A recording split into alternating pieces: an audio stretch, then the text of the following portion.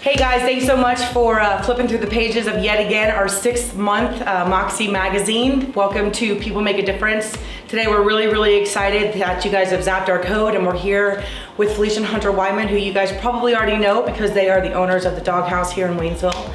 But they actually have a really tremendous story outside of just the walls of their business, and wanted to kind of bring them here. I think one of the bigger things that we want to focus on is that they are very active inside of the foster care program, and they have a really cool story of how they got there.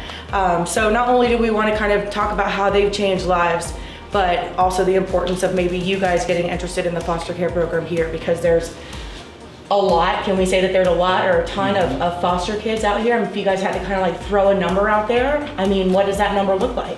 A lot more than I originally thought there was until we started getting involved in it. Most of these people you run into, you don't realize that they're not actually their kids whenever you're speaking to them. Yeah. So it pops up more and more as you talk to people and you tell them that you've adopted, and then you come to find out that they adopted their kids as well and all this kind of stuff. So what was one of the, so we're just gonna kind of like go back, right? So we're just gonna kind of take it back from the very beginning. So you guys have been together for how long? 7 years. 7 years. And then you guys were engaged for, because you guys are newlyweds, aren't you? We are. By like a few months? Yeah, Yeah. April. Congratulations. Thank you. So you guys were together for 7 years. So how long were you guys engaged? Just a year. A year. So, I mean, I guess you guys were kind of just going through, at what point, let me ask you this question. At what point were you guys kind of had a life change, like your direction was changing because there was a bigger purpose that you guys were being fronted with, and you guys realized that you just weren't gonna be newlyweds and do like the standard get married, buy the house, raise puppies? When did that happen in your relationship? So we had a second store in Tennessee, and then whenever our nieces needed us, which are Kendall and Kaya, we decided to close our second store and move back to Waynesville. So you guys had the store here and there, but you guys were living in Tennessee? Yeah, we lived in the apartment above our second store. Okay. And we commuted here to Waynesville every day, Monday through Friday. It wasn't doable with kids. Yeah, we didn't think that we could get them up early enough to go to school. So we decided that we needed to move back to Waynesville. So we bought a house and we moved back pretty quickly after we found out that we needed to help and get my nieces, because we love them and we wanted to make sure that they had a wonderful life. So was this like pre-engagement or was this during engagement? Per. They were actually there when we got engaged. But the situation wasn't there? No. Okay. That's what I was trying. So I'm just trying to like give people the story of like, how old are you guys? 28. 34. And boom, you got 2 kids overnight. That's just, I have children. Like, there's just not people that really do that, I mean, I'm sure there are, they just don't, their stories aren't being shared. Mm-hmm. So I'm just trying to set the impression, for our readers that, people talk about having bumps in the road or, not being able to overcome obstacles. And here you guys literally just accepted all of it and said, yeah, let's do it. And that's just so incredible. And they lived with us for about 2 years before the adoption actually got finalized, and it got finalized, 3 days before we got married? Mm-hmm. Wow. So what has been kind of the biggest eye-opening experience for you guys? One, so it's kind of a double-edged question. So one would be the biggest kind of eye-opening experience to you now that you guys are engaged in this system. And then 2, the biggest eye-opening experience is becoming parents overnight. I'll leave that to you. I don't know. I mean, we have had them for like 2 years, so I don't know. I mean, we love them, and has there never been a time where you and Hunter are like laying in bed and you're like, what are we doing? Or oh my God, or what? How do we handle this situation? Like, what is an experience like that? So far, most of the kids that we have had the opportunity to work with and do stuff like that have all been amazing. And like, you expect them to, you think that they're gonna have issues and things like that. But I mean, really and truly, they've all been great kids, and it's just hard to see amazing kids go through those types of situations. Sure. And things like that. So in regards to like the foster system, you guys got involved because you guys had an agenda of getting your nieces. So when you guys were going through that process, you guys hadn't really thought about becoming emergency foster parents until after. Is when we were going through the classes and hearing the stories and things like that as we're going through, we felt like we could help. So we decided if we could, we should. Yeah. But So are you guys wanting to have your own biological babies? No. I think two's good for us, and then, Yeah. and then as long as we continue doing foster care, we get to share the love with other ones. Okay, well that's perfect then. That's perfect. So, what kind of have you guys kind of felt like a change within yourselves?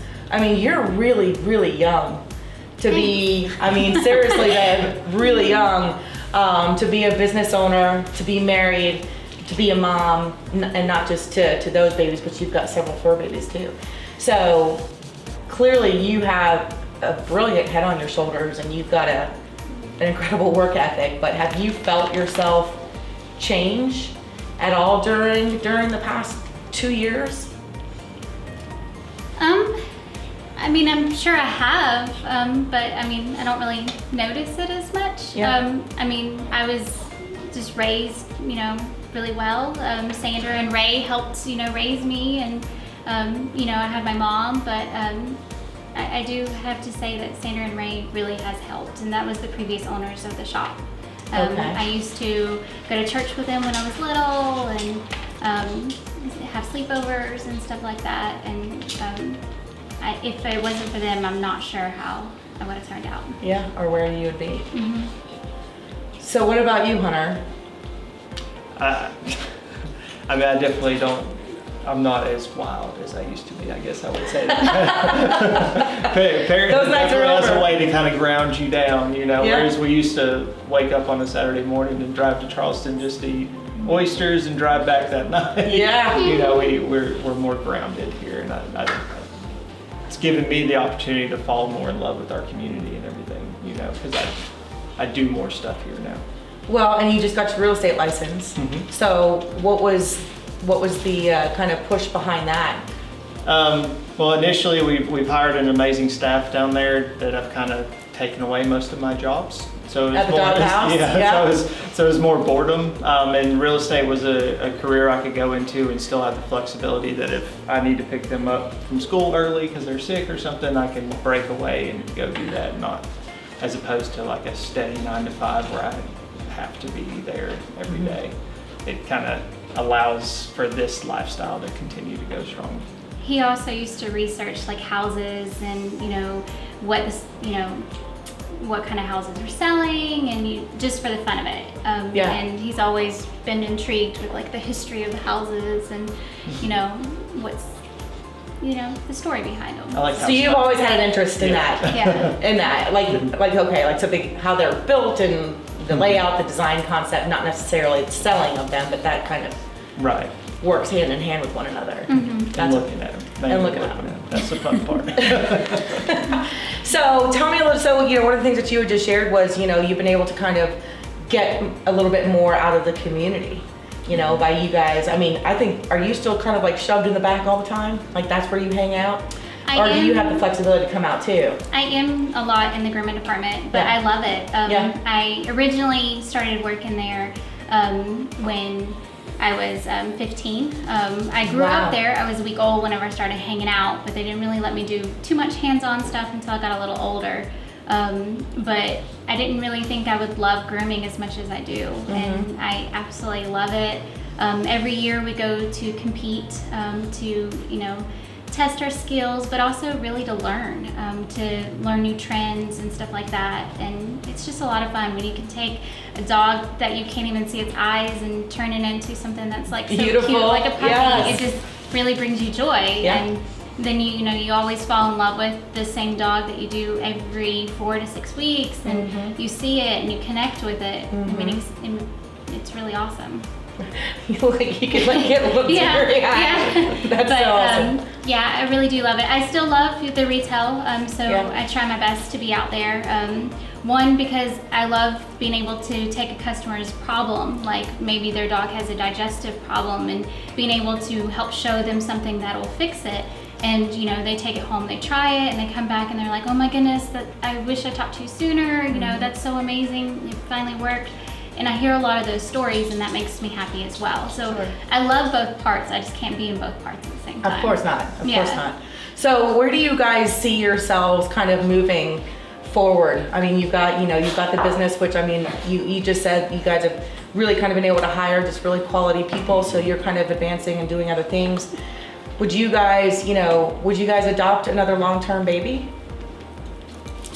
I guess it just depends of the situation. I mean, it has been hard on the cases that we have took for emergency fostering, where they've stayed with us for, you know, sometimes a weekend or a week.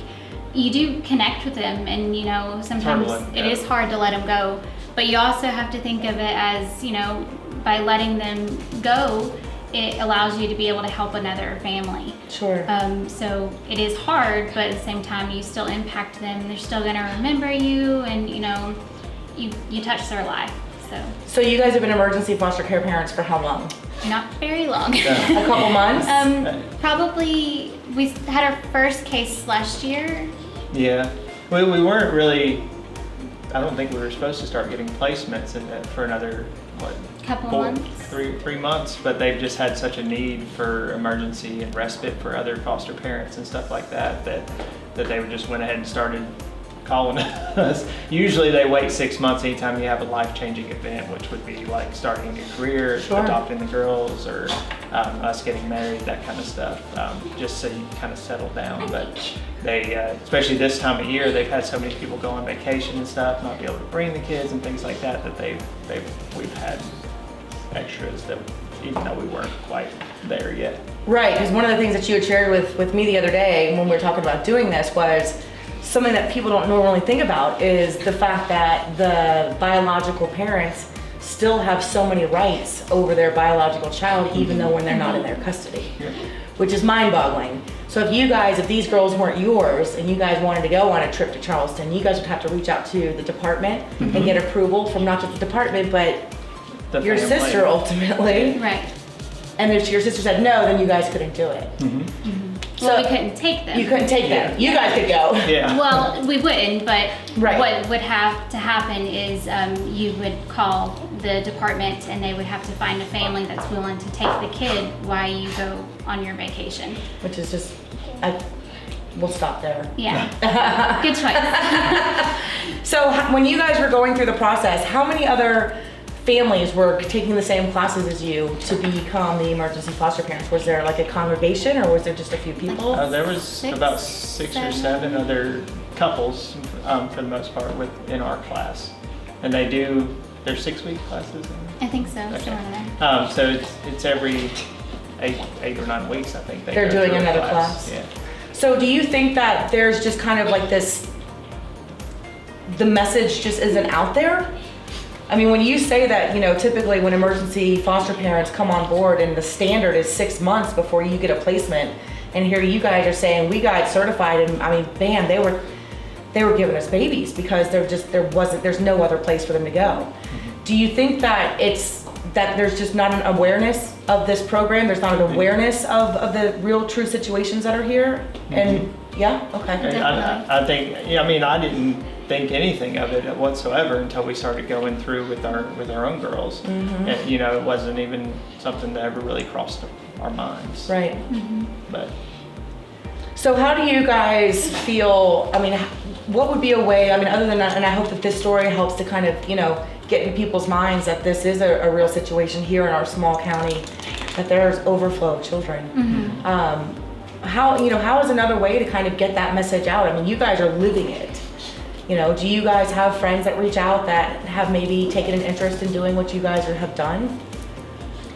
I mean, I've talked to Sometimes. several people about it since we've got into it, and you know, some have shown interest. Whether or not they've followed up and gone through. Right. I haven't followed up myself to see. Right. And maybe that's on me. I should do more to follow up and kind of push people. In all your spare towards time, it. now that you're, business owner, real estate agent, dad of 2. But I think just talking about it is the best way to get the word out. Absolutely. And exposing what's going on and how it's going and all that kind of stuff. Well, we know that you guys have changed these baby girls' lives forever. That's a no-brainer. Absolutely no-brainer. I don't know what the situation was, but the fact that you guys jumped in at the situation, at the life that you guys were in together, is quite commendable. You guys have a huge mansion waiting for you on the other side, I can assure you. Thank you. So, how do you think that their lives have been changed? Other than the, of course, norm. How are they? How have you seen them shift? That's on YouTube. Oh, thanks. I definitely think they're a lot more, comfortable than when we first got them. They're really dependent. When they first came to us, they were really dependent, but now they're especially really, on each other. Yeah. Mm-hmm. They leaned on each other a lot more, and we've worked towards getting them to be more independent. One wants to do this, one wants to do that kind of stuff, and they've come a long way with it. Yeah. But they've always been, happy children. But now they have like a little more confidence, and they're a little more willing to explore different kind of activities and stuff like that. So hopefully they're enjoying their life better. Yeah. So they have kind of like their interests, brought like new interest to you guys. They want to go Girl Scouts. We go skating all the time. Yeah. Which I've always liked to do. I just hadn't done it in like 16 years. Yeah. But yeah. So skating. Yeah. I would love to see the two of you guys on ice skates or roller skates. Mm-hmm. I can't roller skate to save my life. So, do you have anything to say? You want to come up here and say how happy you are, and what school are you going to? Hazelwood Elementary. You come up. Hazelwood here, Elementary? Come on, Kaya. No. You seem to have a lot to say. Come sit on my lap. Come on, let's talk. Please. Okay. Well, I know that you guys have done a tremendous job, and I hope that people are able to listen to the story and listen and watch and hear the things that are out there. And hopefully you guys will just kind of continue to be the advocates, very young advocates. You guys have got to be one of the youngest emergency, are you guys? I don't think so, so. because I know quite a few of them that were in there that were at least around my age. I never really asked them. But what about Felicia at 28? Yeah, I think there's at least a few that were near those age. Right fixing to turn 30 or right at 30. Some people who do it, maybe they were a foster kid, and then they, felt like, it's really touched their life. I probably need to do it too. So, I don't know how all of them end up picking to do it, but sometimes it's because they were. In the girls' classes, it really amazed me at how many kids were in their classes that were in either a relative's home or foster home or something like that. I thought she was going to be the only one, and she definitely was not. So it is huge in our community. They do say, and I've read this statistic before, is that I wanted to say like it was like 70%, it was something astronomical. 70% of our elementary and middle school children, 70% are not living with their biological family. They're living with an aunt or an uncle or a grandparent or somebody, not their mom and dad. Right. 70%. So I can only imagine. So I guess that's a bit of a reprieve, but at the same time, it's like, wow. Wow. So thank you guys for sharing Thank you. part of your Thank story. you. I really appreciate it. You guys, sure is your last chance. Come wave at the camera. Come on. Come get Emmy. let's just Come go get like Emmy this. and come wave. Come on, Kaya. Come on, Kendall. No, I know. Come on. You were a cheerleader. Come on. But this is different. Oh yeah. Okay, we're gonna have to cut the camera in 5, 4, 3, You're still Can you not wave? in. 2. No, I don't want to do it. Thank Thanks guys so much. We hope you enjoyed it. We're definitely going to leave some information here on the page about how you can check into learning more about becoming a foster parent or an emergency foster parent here in Haywood County. Thanks so much to Felicia Hunter and Emmy and Kaya and Kendall, who's not in the camera. All right. Have a good one. See you next month.